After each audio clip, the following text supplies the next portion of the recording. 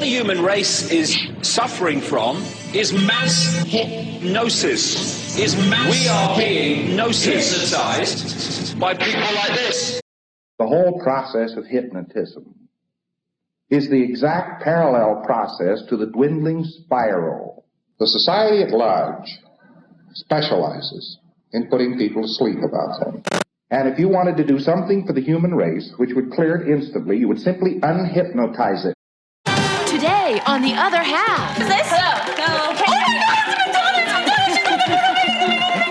Women under hypnosis. I know. I just ran into him a few moments ago. We have a hypnotist on today. Right. You know, I told you when I was a kid in high school, I used to do hypnotism at parties. Right. Wow. Legitimately, right? I mean, it's not all that difficult if you work at it. And I put a girl under as a demonstration. Right. We did it.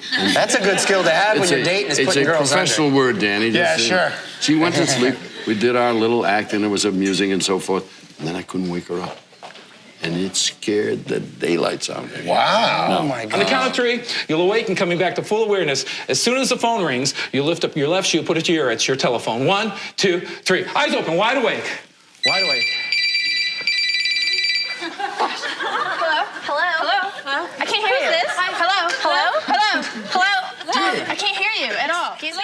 This is merely, then, a heightening of agreement to a point where an operator becomes pan-determined, and where the subject becomes not determined. The problem of hypnotism is simply the problem of control. It is the problem of determinism. Buddy, what are you going to do for us today?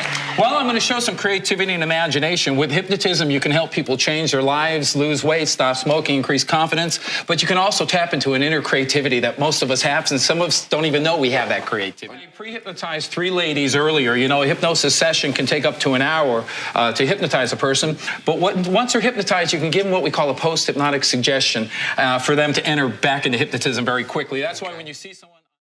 When a hypnotist starts in, he's got an individual there who is to some degree subjugated to his will, and he then, by a process, a gradient scale of agreement, builds up the fact to where the hypnotist has actually taken the place of the subject's will. Control and will has transferred in this case, and that is the goal of psychoanalysis. And psychoanalysis has no other goal. We have to have people transferring around, according to psychoanalysis, before we get anybody well. If you can just get a patient to transfer over and be the analyst, why, you've succeeded. Think of what you would do as an auditor if every pre-clear you had was to become you, and that's all. That was your total cure, was to have that pre-clear become you. And now let you be, not your fairly good-shaped self, but a seedy, rattle-brained guy who is completely overboard on the second dynamic. How about this? Is this psychotherapy or is it hypnotism? It's hypnotism. We're trying to get the patient to transfer into the identity of the analyst. And in old-time psychoanalysis, its worst possible manifestations, a patient would walk miles just to find out whether or not he should go out on a date or eat dinner. If he couldn't get on the phone, he'd walk miles to see his analyst, to consult him, to find out whether or not he ought to spit. This is the condition in psychoanalysis. It is an hypnotic condition by which one takes a practice and puts it into an hypnotic report to such a degree that the practice then sort of moves on an automaton basis, totally on the advices of the analyst. Hypnotism. It's that thing which has been practiced by witch doctors, temple priests, psychoanalysis, medical doctors, charlatans. My first investigations were undertaken at the deepest levels of hypnotism. I was looking for the unconscious mind. I'm going to show some more creativity and imagination. Again, my motivation is helping people change their lives, and hypnotism is a wonderful science because we use about 10% of our conscious brain. When I hypnotize a person, I tap into 90% of their inner strength. Not remember a thing. The suggestions are gone completely. On count of 5, you'll awaken. You don't remember a thing except me hypnotizing. You'll have a great big smile, feeling great when I count to 5. 1, 2, 3, 4, 5. Eyes open, wide awake. Great big smiles, feeling really good. Do you guys remember anything that just took place? They're going gradually to sleep.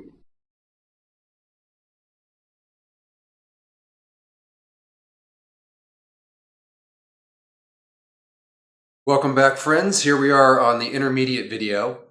And what we're going to be talking about here is the very beginning of taking you up to what I'm going to call the bridge to total amnesia.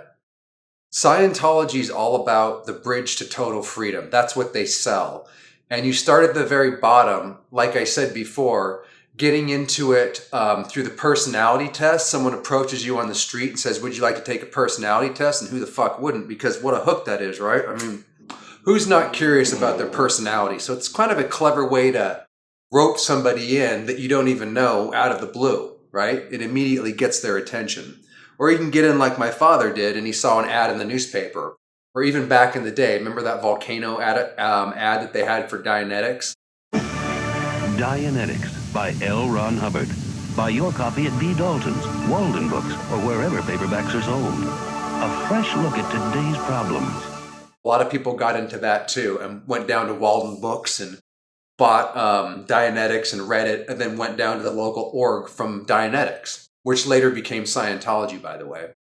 And there's a story behind that we'll get into as we progress up the bridge to total amnesia.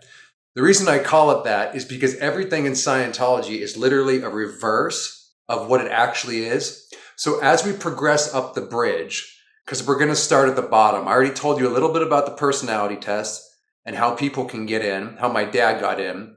And then I told you a little bit about the interrogation room, which we'll cover a little bit more as we go, called Room 101, about how they get you to buy a course. And then the very first course that they usually get you to take is called the communication course, which is what we're going to take up here. There's two sides to the bridge to total freedom.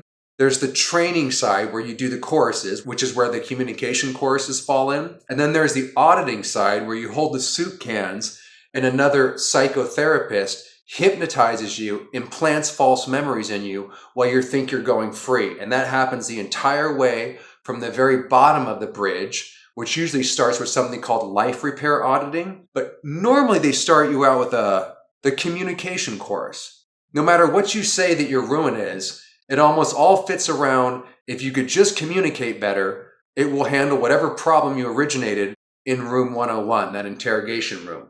So there you go. The purpose of this is we're going to start. Let's pretend that you know nothing about Scientology, because that's how I'm kind of addressing people, even though I know that there will be a lot of people that do know about this. And let's just go on an adventure where you know nothing about it. You just got the personality test. You filled out the 200 questionnaire. You went into the interrogation room and they found your ruin and they sold you the communication course. And so we're going to start at where most Scientologists that get into it will start. And then we're going to break down. As you notice, I started out this video with hypnotism. Every single thing that Scientology does, be it the training or the auditing, is covert hypnotism called something else. L. Ron Hubbard was first and foremost an expert hypnotist, as well as very well schooled in the occult and black magic, which we're also going to get into. I'm going to say up front, right here, that as we go up the bridge to total freedom, there's a couple of points to know. One, you're literally being hypnotized. And there's three main areas of study or knowledge that, again, none of this shit I learned in school or anywhere else that comprises this trap called the bridge to total freedom or Scientology. The first study that we're going to take up, and we're going to start to introduce in this video, but it's a big, big subject, and it's really, really important. I think you'll see that as we go along. That's covert hypnotism. Like I said, every single thing that Scientology does is covert hypnotism called something else. The second aspect that binds you to the power of Scientology is L. Ron Hubbard's, I would say, expertise in the areas of the occult, which simply means hidden, right? It's knowledge that generally isn't known about. It just means hidden. It doesn't mean evil. It's simply knowledge, and like any tool, it depends on how you use it as to whether or not it's going to be something good and you're going to use it to uplift people, or you're going to use it like L. Ron Hubbard did to enslave people and keep them down and control them. So none of these tools, the occult, hypnotism in itself, none of these are bad. You just need to know how to use them and then proceed accordingly. Not only is hypnotism not bad, it's whenever we daydream, just to keep it simple and to introduce it here, whenever we daydream or go into the subconscious mind, we're going into a light trance state. Another word for hypnotism would be daydreaming. So when we're driving a car, we go into another state of mind where our reflexes automatically take over because we know how to drive a car, and our mind wanders or daydreams while we're listening to the stereo or fantasizing or thinking about the day, right? So none of these are bad. The second part of the occult that L. Ron Hubbard started out in as a teenager and progressed, and what Scientology is actually about, and what L. Ron Hubbard's true intention was to create, is basically a satanic cult, as crazy as that sounds. If you look at the Scientology cross, they'll tell you it's the eight points on the cross represent the 8 dynamics, which we'll talk about. That's quite a lengthy explanation, but it represents the 8 dynamics are all the areas that one uses to survive in. Actually, if you look at it, it's a crossed out Christian cross, which should be your first clue that it's a quote-unquote satanic cult. And he took that cross, by the way, from Aleister Crowley's Rosicrucian cross. And when we get into the area where we deal with the signs and symbols of Scientology, because one of the ways the programming is working is through the symbolism as well. When we get into that, we'll discuss that more. But your first clue that you're dealing with something sinister is that Scientology literally has a crossed out cross as their logo. The other part is, like I said, black magic, which is not some airy-fairy thing that you could just throw in as a 10-minute footnote about what L. Ron Hubbard was about. That subject really needs to be explored in order to actually appreciate what Scientology's intentions are for this planet and what L. Ron Hubbard was actually trying to do, because it wasn't just about money and power. And the third aspect that we have is copious and unbelievable amounts of mind control techniques. I would say that what makes Scientology different from maybe your standard cult, because they all do the same thing, is that they have the most comprehensive package of mind control techniques in one area I think I've ever seen. If history ever comes out where we come out in a positive way, I think Scientology will be looked at and studied one day as an incredible way to control people and used as a model for what not to do in the future. Maybe we can learn from the experience of Scientology. I certainly have. Anyway, so that's what we're going to be talking about. We're going to start you up at the very beginning of the bridge to total amnesia, not the bridge to total freedom. Because like I said, if you want to understand Scientology, just like in a satanic cult, everything is reversed, everything is flipped around, everything is the opposite of what it means. So when he says you're going to the bridge to total freedom, to quote L. Ron Hubbard's son, when you get to the top of the bridge, you've just paid $1 million to have your mind turned into a shattered version of Humpty Dumpty, which, by the way, is why I have this Morbid Angel shirt on again. It's a very incredible death metal band. And it says, I don't know if you can see it, but it says, Altars of Madness. Altars stands for alternate personality. And this picture to me represents how my mind felt when I got up to the top of the bridge or close to the top, and how it creates all these different alternate personalities that are screaming out inside of your mind. If you think that sounds radical, there is a science to splitting a person's mind and implanting various personalities, which we'll get into as we go along. So stay with me. Anyways, so without further ado, let's pretend that you just signed up for the communication course, and let's get started with your indoctrination. Scientology is the world's largest global scam. It's based on hypnosis and the propaganda techniques that built the Third Reich. If they're strong claims, I mean, you were on the inside. You now look at them and look at them, scrutinize them pretty carefully at the outside. And where have you gathered that sort of evidence from? Since 1992, I've been researching how Scientology did it. I mean, they fooled me. They took 10 years of my life. I thought it was a wonderful thing to have access to the secrets of the universe. I thought that perhaps through Scientology's teachings, I could become an Uberman, like a god upon the earth. And you know where those phrases come from? Scientology translates those and hides their sources with its own arcane nomenclature. Same promise. Yeah, I mean, why? I mean, you claim that it's a scam. What's behind it? What's it all for then if it's not a faith? And clearly people like Tom Cruise, I assume, believe that it's a genuine faith and it's part of his support system. Tom Cruise believes whatever he's told to believe. When I was in, I believed that Scientology would clear the planet. That is, turn all you people out there into clears and operating thetans, people with super-duper spiritual powers, like gods upon the earth. I thought once I attained those wonderful powers, I would make great changes and make this a better place. Little did I know that I was taking part in a charade based on the best mind control techniques in 3,000 years of Earth's history. If you want to hear about real hypnotic manipulation, just listen to them. At the time that I was going through these techniques, I didn't realize I was being hypnotized because I had a preconceived notion in my mind that hypnosis involved somebody swinging a watch in front of your face and then putting you into a deep sleep and then making hypnotic suggestions to you.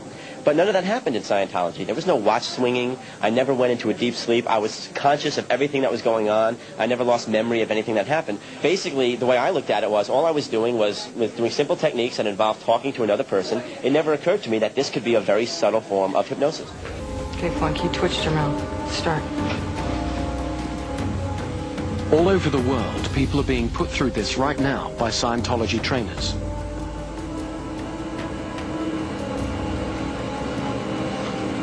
Okay, Flunk, you gave a big sigh. Okay, now what's actually occurring here as this happens is the control is starting to go in, where there's one person starting to control that your emotions, your movement, etc., and your willingness to be controlled. And you're going to finally have to be able to do this for 2 hours without a twitch, without a movement, without anything else. What I'm aware of is when I stop my attention from moving and I totally focus upon you, I begin to go into a trance because my conscious mind is looking for movement, but it's being fixed and held. Now, we're going to do this drill until your tone 40 is totally in. Okay, now this is done screaming, so it's going to get a little bit loud for the camera. You're a student. Start. Stand up! Sit down in that chair! Flunk, you failed to acknowledge. Okay, start. Stand up! Thank you! Sit down in that chair! Thank you! Stand up! So, Robert, what does this do for you? What does this technique actually achieve? Well, the purpose of this is to give you the ability to direct your intention to get something accomplished. Now, you must understand in Scientology, however, there's two sides of this. While you are learning to get something done, so I say, Paul, go over there. And I'm just able to direct you, because there's a lot of people that just say, Paul, could you sort of go over here for a second? It gives you that commanding presence, So it's like a military training kind of drill. Exactly. Very much so. Now, the other thing that's important to know, however, is in Scientology, you must learn to be commanded. This is important because at the same time, while you are learning intention without reservation, you must learn control. So I must be able to receive your control. So when you tell me to go over there, I'm willing. So you are learning to control people, and you're learning to be controlled at the same time. Its members recalled there was one power over the mind he undoubtedly did possess: hypnotism. Ron Hubbard came to our club, and he hypnotized all of the members except me. I wanted to remain in present time and watch what was going on. And I remember it was fascinating. He told one boy that he had a little kangaroo in the palm of his hands. And the boy was going all around showing everybody his little kangaroo that was hopping around.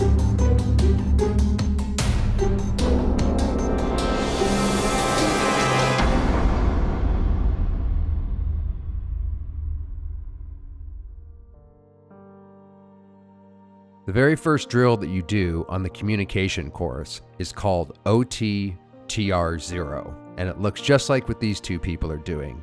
You have your eyes closed, and sometimes this goes on for hours without you moving. Here's what the TRs or training routines actually are. The training routines used in the introductory courses are supposed to be about confronting. They tell you are learning to confront and practicing how to, quote, communicate better. The above is a shore story. The TRs actually turn both you and your twin, and Hubbard refers to the person you do these drills with as your twin, and he did not choose this word by accident, by the way, into hypnotists. So there you are. You think you're doing a communication course, you paid your $200, and you're actually being made into a frickin' hypnotist.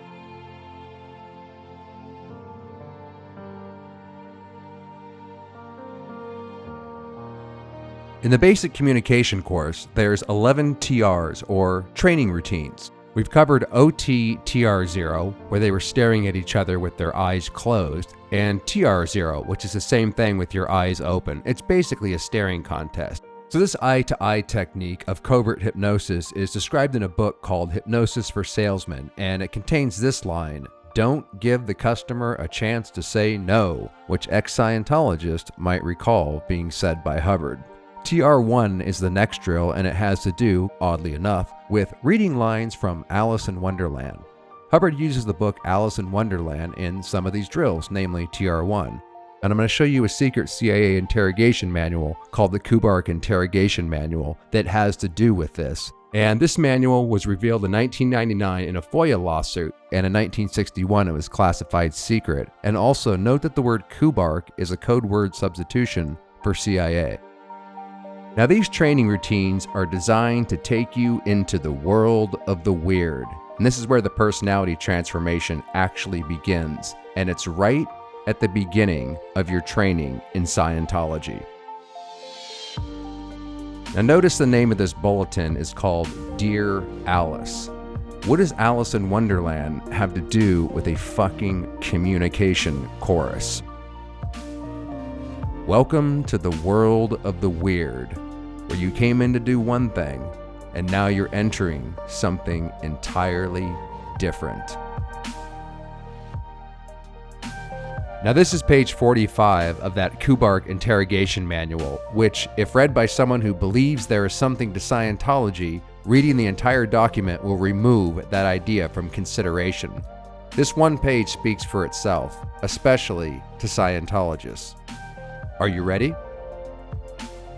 The aim of the Alice in Wonderland, or confusion technique, is to confound the expectations and conditioned reactions of the interrogatee. He is accustomed to a world that makes some sense, at least to him, a world of continuity and logic, a predictable world. He clings to this world to reinforce his identity and powers of resistance. The confusion technique is designed not only to obliterate the familiar, but to replace it with the weird. Although this method can be employed by a single interrogator, it is best adapted to use by 2 or 3. When the subject enters the room, the first interrogator asks a double talk question, one that seems straightforward but is essentially nonsensical. Whether the interrogatee tries to answer or not, the second interrogator follows up, interrupting any attempted response, with a wholly unrelated and equally illogical query. Sometimes 2 or more questions are asked simultaneously.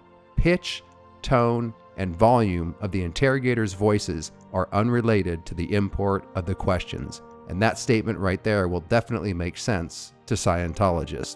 No pattern of questions and answers is permitted to develop, nor do the questions themselves relate logically to each other. In this strange atmosphere, the subject finds that the pattern of speech and thought, which he has learned to consider normal, have been replaced by an eerie meaninglessness.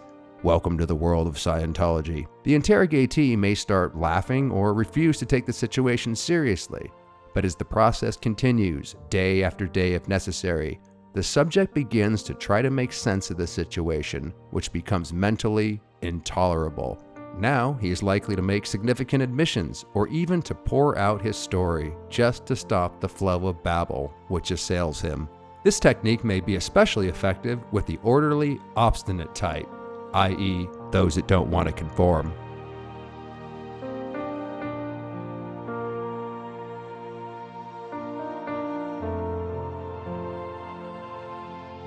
As a small aside here, the book Alice in Wonderland, which of course some of the TRs are based on, and the companion book Alice Through the Looking Glass were written by a master adept at the magic, author Lewis Carroll, a massive pedophile, and he was, as they all are, unknown, and secret.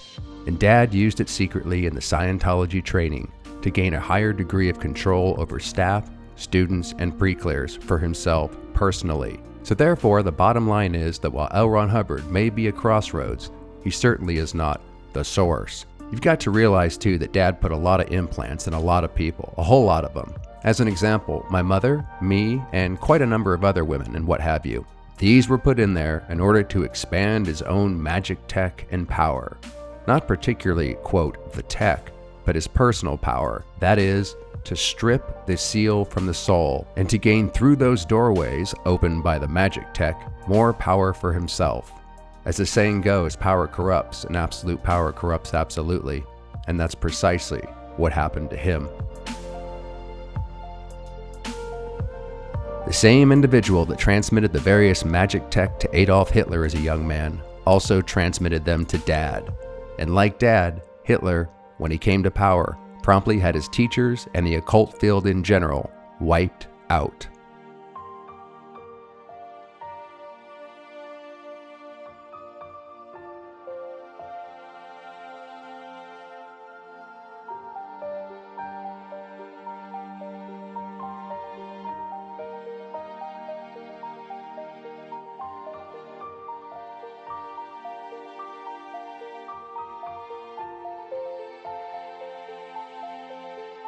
Now, there's several more communication drills to be covered on the communication course. You didn't think we'd be finished in a day, did you? Now, these training routines are fundamental throughout a Scientologist's career. They're crucial to keeping the Scientologist in the trance state. Just like in that opening clip where suggestions were implanted into the subconscious mind and then the person acts on them, the training routines are designed to keep the Scientologist in a constant, suggestible state. As we come to a close here, my friends, let's pull back our vision and take a look at what we've been talking about here today.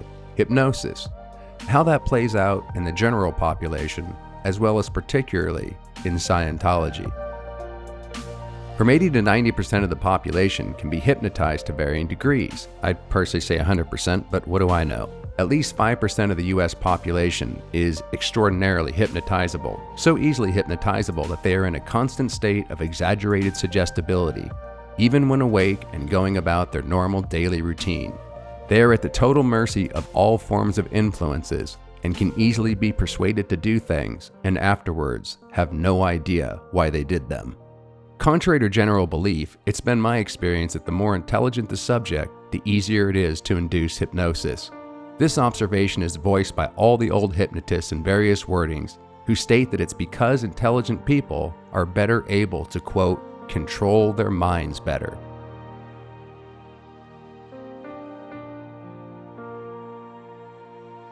And note well the word that Hubbard chose for Scientology. The word Scientology itself contains the word science. This is use of implication. Implication is a method to covertly insert a suggestion into your subconscious. The only science in Scientology is the science of advanced psychological techniques to control what a man believes to be true. These are the methods of controlling what a person believes to be true that Dr. Robert Oppenheimer himself tried to warn us about back in 1952. Methods that made the challenges faced by the developers of the atomic bomb seem trivial. And he used the word trivial. Implication is but one of those techniques. Repetition is another, and so are lies. As L. Ron Hubbard famously said, the only way you can control people is to lie to them.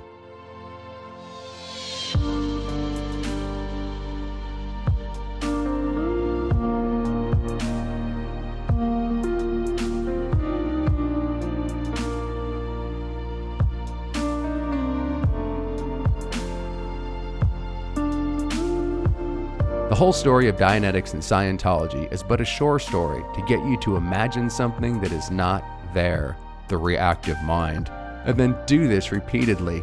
Then Hubbard charges you money to get rid of the thing that was not there to begin with. The deeper a trance state is, the less pain and sensation you have in your body. You can now attest to clear, a hypnotic, quote, state with a sense of well-being and no problems.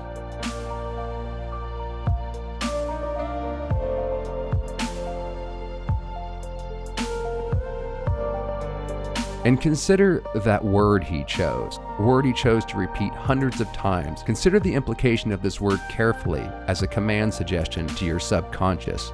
Consider the word clear. Of course, having an operator of your trance who has no conscience and is a psychopath just adds to the fun.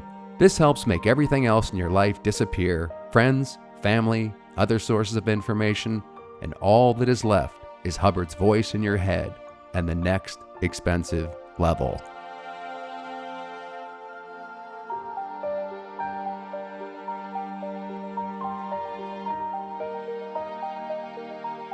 P.S.